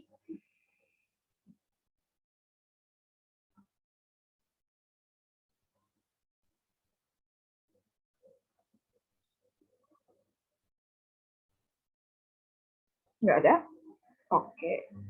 Nah, kemudian sebelum kita ngebahas pokok-pokok sistem pemerintahan di Indonesia, nah Indonesia nganut yang mana nih? Sistem presidensil kah atau sistem parlementer kah? Nah, dulu di masa lampau, sekitar demokrasi baru, orde baru, sebelum demokrasi terpimpin, itu Indonesia di masa konstitusiris itu sempat menganut sistem parlementer dengan Perdana Menteri. Yang pertama yaitu Adam Malik. Nah, kemudian berubah tuh kembali lagi menjadi sistem presidensil. Nah, di Indonesia itu setelah perubahan dalam Undang-Undang Dasar 1945 itu mengatur sistem campuran. Kenapa campuran? Presidensilnya tidak murni. Negara tidak sepenuhnya memberikan kekuasaan kepada satu pihak saja, nggak ke presiden saja. Nah, contoh-contohnya dari mana nih? Contoh konkretnya, boleh kalian buka Undang-Undang Dasar kalian, pasal 11 ayat 2. Presiden dalam membuat perjanjian internasional harus meminta persetujuan jika terkait dengan ekonomi. Kalau misalnya sistem presidensial secara murni, silahkan. Presiden punya kewenangan secara absolut, silahkan jalankan. Tetapi dalam Indonesia, karena dia menganut secara tidak murni, presiden dalam menjalankan suatu kebijakan itu harus meminta persetujuan terlebih dahulu dari pihak-pihak yang terkait. Oke, mungkin contoh berikutnya. Pasal 20 ayat 2 Undang-Undang Dasar 1945. Rancangan undang-undang dibahas oleh DPR dan Presiden. Jadi di sini terlihat bahwa sistem presidensial yang diterapkan di Indonesia itu bukan murni. Karena di sini bilang bersama, dibahas sama oleh, menunjukkan adanya kesederajatan. Nah, kemudian lanjut lagi ada pasal 17 ayat 2. Menteri-menteri diangkat dan diberhentikan oleh presiden dan bertanggung jawab kepada presiden. Kemudian lagi di pasal 7C, presiden tidak dapat membubarkan DPR. Nah, di sini kita bisa lihat bahwa kekuasaan presiden di sini tuh nggak mutlak atau nggak absolut. Dan sistem presidensial yang diatur itu bukanlah presidensial yang murni, tapi sistem presidensial yang campuran. Nah, kemudian baru kita lanjut ke pokok-pokok sistem pemerintahan di Indonesia. Bagaimana tadi pasal 1 ayat 1 Undang-Undang Dasar 1945, Indonesia adalah negara kesatuan. Kemudian yang kedua dibilang bahwa bentuk pemerintahannya adalah republik dengan sistem pemerintahan presidensial. Yang ketiga, presiden berperan sebagai kepala negara dan kepala pemerintah dipilih langsung oleh rakyat. Makanya setiap 5 tahun sekali suka ada pemilu. Nah, kemudian yang kelima, menteri bertanggung jawab kepada presiden dan diberhentikan oleh presiden. Yang keenam, MPR terdiri dari DPR dan DPD. 7, kekuasaan yudikatif terdiri dari Mahkamah Agung dan Mahkamah Konstitusi. 8, pengawasan hakim dilaksanakan oleh Komisi Yudisial. Oh ya, kemarin sempat ada yang miskom mengenai DPD dan DPRD. Ada yang bilang bahwa perwakilan legislatif di daerah adalah DPRD. Sebenarnya kurang tepat jawabannya. Kenapa? Karena DPRD meskipun nomenklaturnya atau namanya sama dengan lembaga-lembaga legislatif, itu adalah lembaga negara yang berada di bawah kekuasaan eksekutif dan tempatnya di daerah. Ibaratnya atau kasarnya adalah kaki tangan dari eksekutif. Meskipun dalam menjalankan tugasnya di daerah, DPRD itu memiliki fungsi yang sama seperti fungsi DPR, yaitu fungsi pengawasan, fungsi pembuatan perda, dan fungsi anggaran. Tapi DPRD itu berada di bawah naungan kekuasaan eksekutif, bukan di bawah naungan kekuasaan legislatif. Meskipun tadi ada juga Undang-Undang MD3. Mereka dalam satu itu, tapi mereka bukan bagian dari lembaga legislatif, si DPRD. Oke, kemudian masuk nih ke materi yang terakhir, hak asasi manusia oleh Franklin D. Roosevelt dan John Locke. Agak-agak mirip ya. Mungkin sebenarnya ada satu lagi, yaitu menurut J.J. Rousseau. Mungkin di ilmu negara kalian sudah membahas mengenai negara berdasarkan aliran alam ya, naturalistik, aliran alam atau aliran positif. Kalau aliran positif itu adalah Hans Kelsen, salah satu contohnya. Nah, 3 orang ini tuh sebenarnya punya mirip-mirip lah antara satu sama lain mengenai hak asasi manusia. Nah, kalau misalnya menurut John Locke, sebelum John Locke itu ada satu J.J. Rousseau. J.J. Rousseau itu bilang bahwa dalam suatu negara, hak-hak milik rakyat itu semuanya diserahkan kepada negara. Semuanya diserahkan kepada negara. Negara sebagai orang yang menerima hak-hak dari rakyat tersebut harus dapat menjamin keberlakuannya hak-hak tersebut. Nah, kemudian si John Locke bilang, nggak bisa gitu bro. Kalau misalnya haknya kita kasih semua, nanti kita dapat apa? Apa jaminannya dia bakalan amanah gitu. Nah, makanya John Locke itu bilang, oke, kita serahin beberapa hak atau semua hak kepada pemerintah untuk dijamin dalam implementasinya. Tapi seenggaknya kita harus punya 3 hak yang melekat dalam diri masing-masing. Yang pertama adalah hak untuk hidup. Yang kedua adalah hak kebebasan atau kemerdekaan. Nggak boleh ada perbudakan dan sebagainya. Yang ketiga itu adalah hak untuk memiliki sesuatu. Nah, itu perbedaan antara J.J. Rousseau dan John Locke. Kalau J.J. Rousseau, serahin aja semuanya, nanti pemerintah jamin kok. Sedangkan kalau John Locke nggak bisa gitu. Seenggaknya kita harus megang 3. Baru sisanya kita serahin kepada pemerintah. Nah, kemudian yang terakhir itu adalah Franklin D. Roosevelt, atau Presiden Amerika Serikat yang ke berapa ya? Soalnya presidennya kayak puluhan gitu. Nanti mungkin bisa dicari dia Presiden Amerika keberapa. Dia itu bilang bahwa seorang manusia itu seenggak-enggaknya memiliki 4 hak asasi manusia, yaitu freedom of speech, kebebasan berpendapat. Kalau misalnya contoh di Indonesia, kebebasan berpendapat itu ada di pasal 28. Dibilang bahwa menyampaikan pendapat di muka umum, bebas berserikat, berpendapat, dan berkumpul. Nah, kemudian yang kedua itu adalah freedom of religion, yang dimana semua orang itu bebas memeluk agama yang mereka yakini. Itu ada di pasal 29. Kalau contoh konkretnya di Indonesia itu ada pasal 29 Undang-Undang Dasar 1945. Nah, kemudian mungkin kalian udah pernah dengar juga dulu tahun 2016 itu sempat ada beberapa orang yang ngajuin judicial review ke Mahkamah Konstitusi mengenai kolom KTP. Karena di Indonesia itu kan masih banyak penghayat kepercayaan. Di Jawa, di Kalimantan, di Sulawesi itu masih ada beberapa penghayat kepercayaan.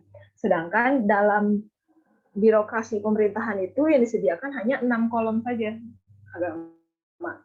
Nah, mereka akhirnya ngajuin judicial review tuh ke Mahkamah Konstitusi. Kayak, ini bagian dari hak asasi manusia juga kan, kita boleh memeluk keyakinan yang kita yakini, kepercayaan yang kita yakini. Dan iya, akhirnya Undang-Undang Administrasi Kependudukan itu dinyatakan salah misalnya, atau dinyatakan tidak sah karena melanggar Undang-Undang Dasar 1945. Sehingga sekarang para penghayat kepercayaan itu bisa mencantumkan nama alirannya dalam KTP-nya, meskipun dalam implementasinya masih sering ditemukan beberapa instansi pemerintah yang belum melaksanakan putusan Mahkamah Konstitusi tersebut. Nah, kemudian yang ketiga, freedom from fear. Ini juga ada di Undang-Undang Dasar 1945. Kalau nggak salah pasal 28, sebentar. Pasal 28I dan pasal 28G, G dan I. Dia bilang bahwa setiap orang berhak atas rasa aman dan perlindungan dari ancaman ketakutan untuk berbuat atau tidak berbuat sesuatu yang merupakan hak asasi.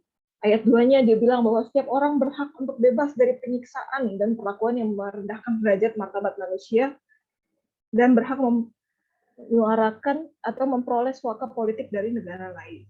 Kemudian di 28I dia bilang bahwa setiap orang bebas, 28I ayat 2, setiap orang berhak bebas dari perlakuan yang bersifat diskriminatif atas dasar apapun dan berhak mendapatkan perlindungan terhadap perlakuan yang bersifat diskriminatif tersebut. Di sini tuh ada implementasi dari freedom of fear, bahwa seorang itu harus bebas dari ketakutan. Nah, contoh konkretnya tadi ada di pasal 28G, Undang-Undang Dasar 1945. Terus yang terakhir itu adalah freedom of wants, atau keinginan, bebas berkeinginan. Contohnya apa? UMR, upah minimal regional. Nah, kalau misalnya, makanya setiap hari May Day atau 1 Mei, itu suka ada buruh, kalau di Indonesia ya, kalau suka ada buruh, demonstrasi untuk meminta naikin UMR, karena kami tuh udah bekerja keras, naikin dikit UMR-nya, karena kami merasa ini nggak sepadan dengan apa yang sudah kami lakukan. Nah, itu adalah salah satu contoh konkret dari freedom of wants di Indonesia. Oke, materinya sudah selesai. Oke, dari sini ada yang mau ditanyakan?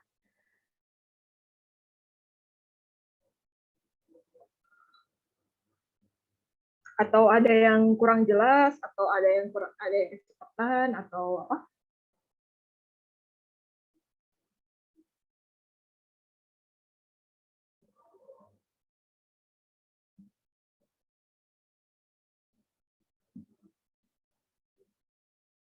Beneran nih nggak ada yang nanya. Pak Asif kalau kasih soal suka gitu loh. Dulu kalau nggak salah ya, pas UAS, itu Pak Asep tuh kayaknya dari Mbak Lisda dari soalnya. Ngebahas soal status kewarganegaraan. Ngambil kasusnya itu kasus Habib Rizik kalau nggak salah, dia ngasih kasusnya itu. Iya. Terus dijelasin kenapa si Habib Rizik itu kehilangan kewarganegaraannya. Emang boleh negara menghilangkan kewarganegaraan? Dasar hukumnya apa? Emang dia ngelakuin apa aja? Sebagainya. Itu dulu pas UAS. Angkatan aku. Salah satu soalnya kayak gitu. Gitu. Ada lagi yang mau ditanyakan? Oke, udah jelas ya. Ini antara udah jelas atau malah tambah bingung. Tapi iya sih, HTN itu emang nggak bisa dipelajari dalam satu malam gitu. Karena emang materinya banyak, terus membutuhkan penjelasan lebih komprehensif dan contoh konkretnya biar agak lebih ngerti. Gitu. Karena kalau misalnya kita baca buku plak aja gitu, tapi nggak tahu contoh konkretnya kayak gimana, itu agak susah terkadang. Kak, tapi pengen jelasin yang tadi soal UASnya, soal UAS mana nih? Yang tadi kewarganegaraan.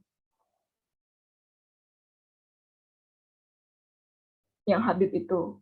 Aku udah agak lupa soalnya, tapi aku tuh ingatnya ada dulu pas offline, kan dulu ujiannya offline kan semester 2. Itu aku duduk pojok baris 4 kanan. Kasih soal, pengawasnya dulu Pak Yamin. Dan soal terus dari 8 pilih 5. Nah, salah satunya itu adalah mengenai itu Habib Rizik. Habib Rizik dia bilang, kenapa dia mengenai status kewarganegaraan yang dapat dicabut? Kenapa gini.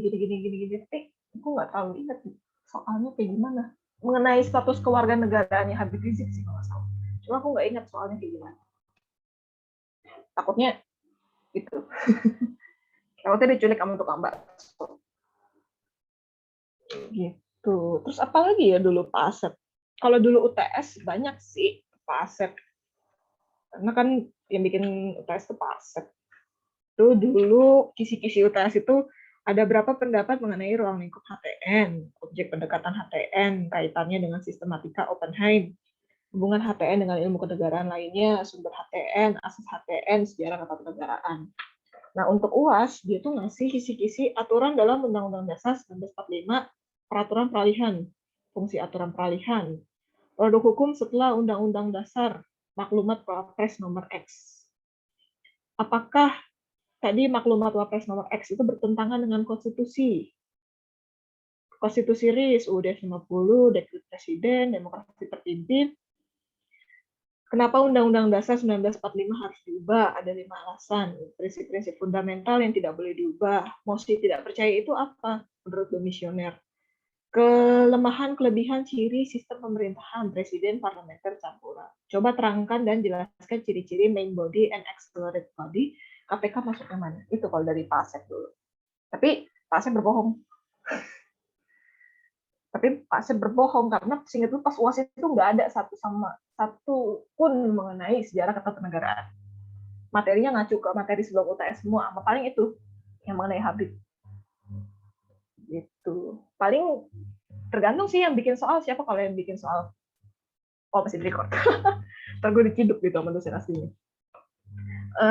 Iya, tergantung siapa yang bikin soal. Mungkin kalau dari Pak Isna ini dia menyarankan dari buku gitu. Kalau Bu Lisda biasanya jadi agak beda-beda nih. Kalau Pak Asep itu biasanya lebih menekankan ke teorinya.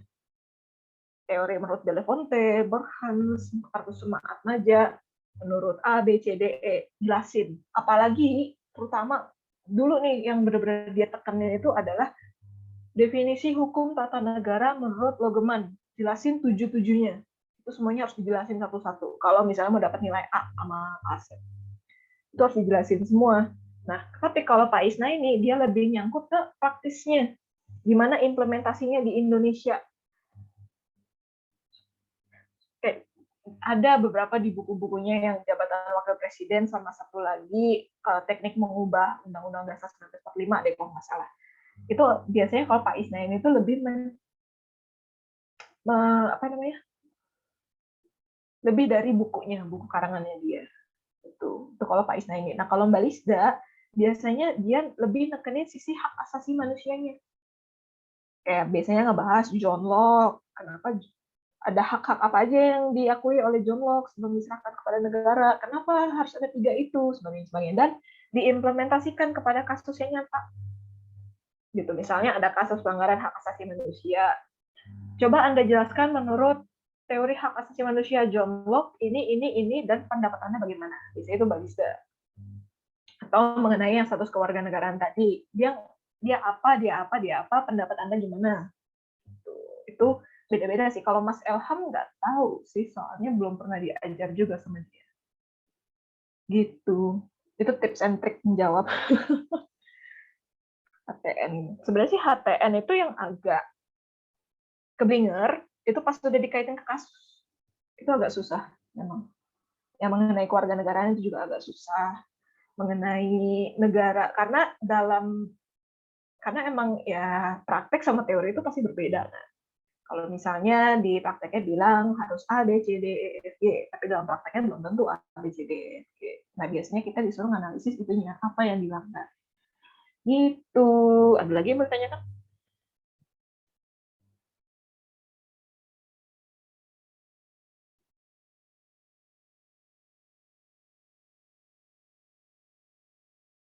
Ada lagi? Ini antara udah pada paham atau tambah bingung. Tapi nanti kalau misalnya ada yang mau minta PPT-nya atau mau minta catatannya, boleh. Nanti itu aja. Pada tidur, iya kayaknya pada tidur. Tadi juga sempat ngantuk banget dan tidur. Gitu. Nanti kalau misalnya ada yang mau PPT-nya atau ada yang mau itunya, boleh nanti nge-WA atau lewat siapa gitu minta. Gitu. Lagi? Oke, Ranoverti. Iya, Aisyah nanti itu. Iya, jadi sebenarnya gini Rano aja aku panggilnya. Apa mau dipanggil siapa?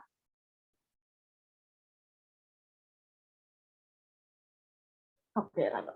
Oke, Rano, mungkin maaf ya aku manggil Rano. Jadi dulu pas angkatan kita, Verti, oke. Verti, dulu pas angkatan kita, Pak Asep itu enggak ngasih buku. Dia tuh cuma ngasih fotokopian deh kalau nggak salah. Fotokopian mengenai rangkuman-rangkuman perkuliahan. Tapi di rangkuman-rangkuman perkuliahannya itu ada hal yang sengaja nggak ditaruh sama bapaknya. Jadi biar kita mau nggak mau harus dengerin kalau bapaknya lagi ngomong. Dan kalau kuliah ya sama Pak Asep itu pas offline itu full 3 SKS. Dari jam 1 sampai jam 4 kalau nggak salah waktu itu. Iya, jam 1 sampai jam 4 bener-bener full 3 SKS dia ngejelasin semua. Jadi mau nggak mau, oke kita dapat catatannya atau fotokopiannya, tapi kita tetap harus dengerin dia juga pas di kelas dan sebagainya. Karena apa yang dia omong itu biasanya keluar semua. Dan mengenai bukunya, aku juga kurang tahu. Sekarang bukunya, sekarang Pak Asif ada buku ya, malah baru tahu. Gitu. Mungkin dari bukunya dia juga ada beberapa yang keluar, tapi biasanya kalau dari Pak Asep tuh apa yang dia sering ulang di kelas, apa yang dia selalu tekenin di kelas, itu biasanya yang langganan keluar. Kayak tadi misalnya yang logeman, 7 jabatan negara, jelasin secara ininya itu langganan keluar kalau di tahun aku. Karena dia itu kayak bener-bener antusias banget dijelasin logeman mengenai 7 jabatan negara. Itu. Gitu sih kalau dari Pak Asep ya. Itu gitu. Cuma pas UASnya aja, karena kayaknya Mbak Lisda deh ya, Mbak Lisda sama Pak Asep atau Mas Ilham, nggak tahu. Soalnya jadi agak ngacunya materi ke sebelum UTS sama tambahannya itu yang mengenai kasus Habib Rizik. Tuh.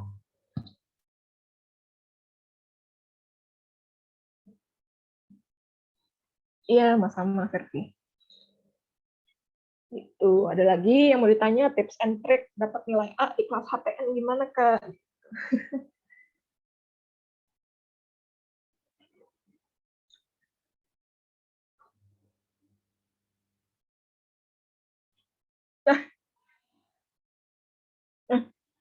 Tips and trick ya dapat salah sih, harusnya ini kasih tahu pas baru mau mulai ya. Kalau misalnya tips and trick ya menjawab pertanyaan, coba jawab teorinya dulu. Oh kalau Paisnya ini ya ya no comment deh kalau Paisnya ini. Cara menjawab ya kalau dulu sama Pak Asep itu cara jawabnya pertama paparin dulu teorinya. Bacot Aldimas.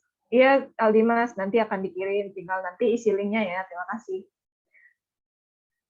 Kalau sama Pak Asep itu pertama misalnya ditanya bla bla bla bla, misalnya mengenai tadi logeman 7 jabatan negara 7 ya. Nah itu oke kita maparkan secara teori, tapi jangan lupa maparkan secara prafasa juga. Prafasa dalam artian bahasanya itu nggak harus banget textbook, tapi kalau misalnya udah menyangkut pendapat ahli itu emang harus benar-benar textbook. Gitu. Misalnya jabatan logeman tadi bilang ada 7 jabatan negara. ATN itu mengatur dengan 7 jabatan negara. Terus salah satu contohnya jabatan yang pertama itu berbicara mengenai jabatan apa yang ada dalam negara, siapa yang mengadakannya. Itu nggak harus Montesquieu, Dictres Politica, A, B, C, D gitu. Bisa dinarasiin menurut Montesquieu dalam negara itu kekuasaan dibagi jadi 3, 1, 2, 3. Implementasinya di Indonesia dapat dilihat dari hadirnya lembaga A, B, C, D, E sebagai ini. Oleh karena itu, Indonesia menerapkan trias politika secara tidak murni. Tuh. Jangan terlalu textbook banget, jangan terlalu opini juga. Gitu. Diselingin aja satu sama lain. Karena kalau misalnya benar-benar textbook gitu, kecuali kalau ditanya undang-undang pasalnya, itu dicurigain biasanya. Kalau benar-benar sama persis. Kecuali kalau misalnya nggak bahas doktrin seseorang atau pasal undang-undang, itu mau nggak mau harus sama persis. Gitu. Itu tips and trick kalau Pak Asep ya, jawabnya kayak gitu. Kalau mau Pak Asep sih sebenarnya dulu yang penting dengerin aja sih di kelas. Jangan ngobrol aja, beneran nyatet. Itu sih kalau mau Pak Asep. Kalau sama yang lain ya ada lagi.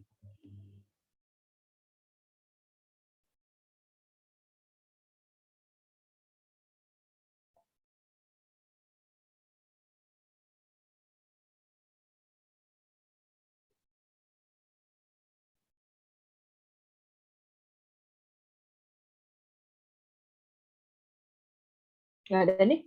Oke. Kalau nggak ada, mau gimana nih, Bapak Aldimas? Mau disudahi aja atau karena udah malam juga?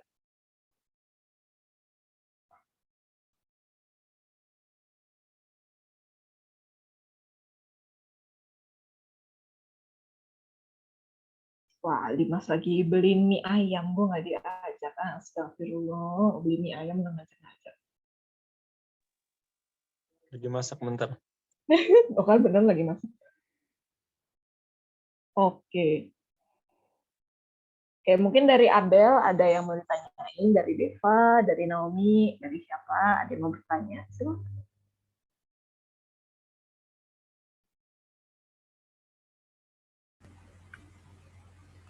Abdul nggak mau Ya, Abdul, oh sama Ade. Tadi kan Ade katanya mau masuk PTN tuh. Atau mau tuh, aku mau nanya apa? Mengenai isu-isu yang hot and spicy, misalnya TWK, WK, atau mengenai tadi tuh siapa? Yang BEM UI yang dipanggil sama rektornya. Itu. Tapi nanti itu setelah penutupan ini aja. Boleh kok, boleh. Kalau ngebahas apa ya? Sekarang KPK tuh yang lagi hot and spicy. Boleh, boleh. Cuman kita bahas tadi keluarga negara. Nah, masalahnya, Dinda, aku lupa. Sebenarnya ya, kalau misalnya mengenai kewarganegaraan, itu ada di Undang-Undang Kewarganegaraan. Kalau nggak salah itu, sebentar ya. Kebetulan aku sekarang juga lagi ngambil hukum kewarganegaraan dan HAM. Nah, kewarganegaraan itu ada di Undang-Undang Nomor 6 tahun, itu keimigrasian. Undang-Undang Nomor 12 tahun 2006 mengenai kewarganegaraan. Nah, di situ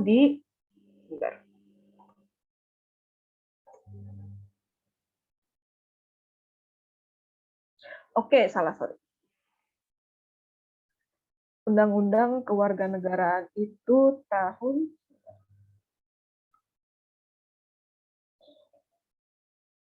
ya 12 tahun 2006, sorry. Undang-Undang Nomor 12 tahun 2006 itu berbicara soal kewarganegaraan.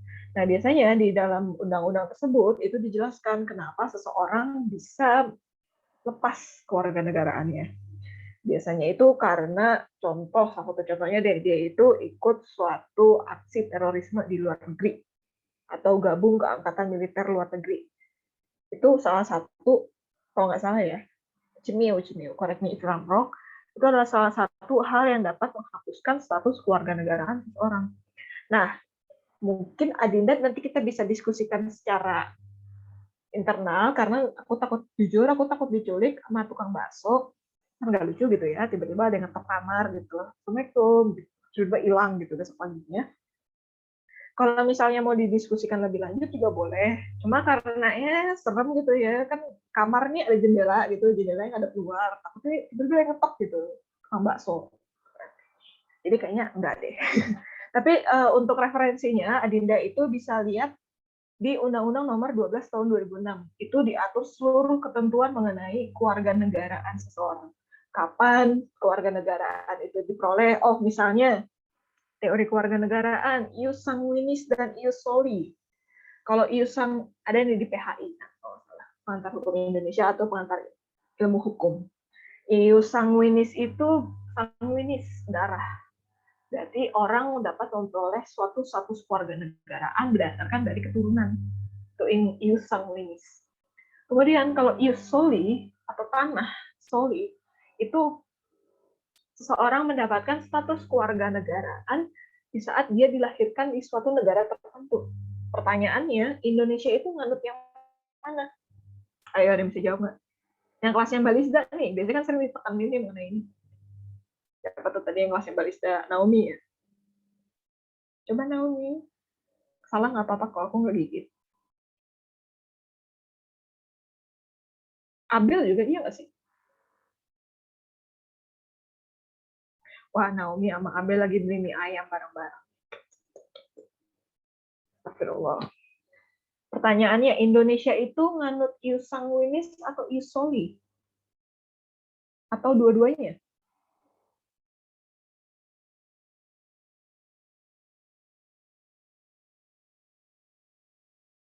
Jawabannya adalah, wah lagi demi ayam gitu. Kan lumayan gitu malam-malam baper demi ayam. Jawabannya itu adalah duanya. Indonesia itu nganut ius sanguinis dan ius soli. Kenapa nganut dua-duanya? Karena di pasal sebentar.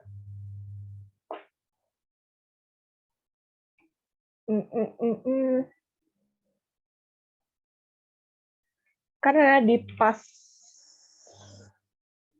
Undang-Undang Nomor 12 tahun 2006, kalian nanti boleh lihat, itu ada satu pasal, nanti aku bisa share lagi, yang mengatakan bahwa kalau misalnya ada anak yang lahir di Indonesia, tapi tidak diketahui siapa orang tuanya, itu maka otomatis akan mendapatkan kewarganegaraan Indonesia. Itu adalah contoh dari ius soli. Sedangkan kalau misalnya contoh dari ius sanguinis, oke, mungkin ada orang tua dua-duanya WNI melahirkan seorang anak. Nah, anaknya itu adalah WNI berdasarkan asas ius sanguinis. Nah, tadi ius sanguinis dan ius soli itu dua-duanya ada di dalam Undang-Undang Nomor 12 tahun 2006 mengenai kewarganegaraan. Cuma untuk ius soli itu terbatas. Nggak semua orang yang lahir itu di Indonesia langsung auto dapat status kewarganegaraan. Terbatasnya itu hanya untuk anak-anak yang lahir, untuk bayi yang lahir di Indonesia, tapi nggak diketahui siapa orang tuanya. Nah, itu baru menggunakan asas ius soli secara terbatas. Anak itu mendapatkan status kewarganegaraan Indonesia. Kenapa? Karena demi kepentingan anaknya itu. Itu. Dan oke, mengenai Habib Rizik itu bisa dasar hukumnya ya, kalau misalnya kita mau kaji lebih lanjut, itu ada di Undang-Undang Nomor 12 tahun 2006. Oke, mungkin bisa dilihat sebentar. Undang-Undang Nomor 12 tahun 2006.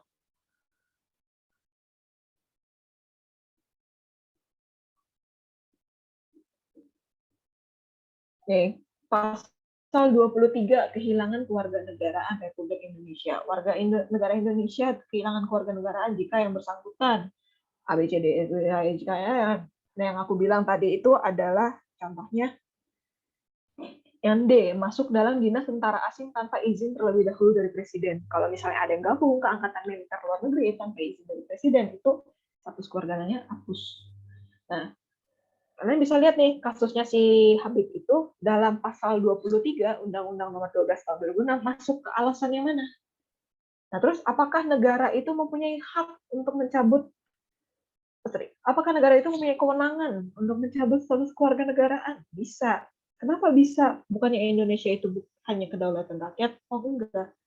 Indonesia itu juga ada istilah kedaulatan negara, di mana negara itu mempunyai kekuasaan untuk membuat rakyatnya mematuhi peraturan yang ada. Itu kayak contoh dalam pidana, ius punale, ius punendi. Ius punendi, negara itu pembidana bersifat subjektif. Kenapa bersifat subjektif? Karena negara itu melindungi semua hak korban secara subjektif, secara orangnya masing-masing. Kemudian hak untuk memidana dari orang tersebut diambil alih oleh negara agar negara yang menuntut. Nah, itulah kenapa ada jaksa. Itu. Jaksa merupakan instansi, kejaksaan itu merupakan instansi dari pemerintah yang bertugas untuk membela hak-hak korban. Kalau di drakor kan suka ada jaksa dan ada pengacara. Jaksa di sini sebagai representasi pengambilan hak untuk memidana diberikan kepada jaksa. Gitu. Gitu Adinda, dan tadi siapa yang nanya? Nanti kalau misalnya mau diskusi lebih lanjut mengenai status kewarganegaraannya si HRS, itu bisa japri lewat mungkin kenalan kamu di sini, nanti kita ngadain diskusi secara internal mungkin, atau diskusi biasa aja gitu. Tapi Abdel maksudnya? Matiin dulu, Bel. Oke, matiin. Matiin dulu recordnya. Naomi takut diciduk.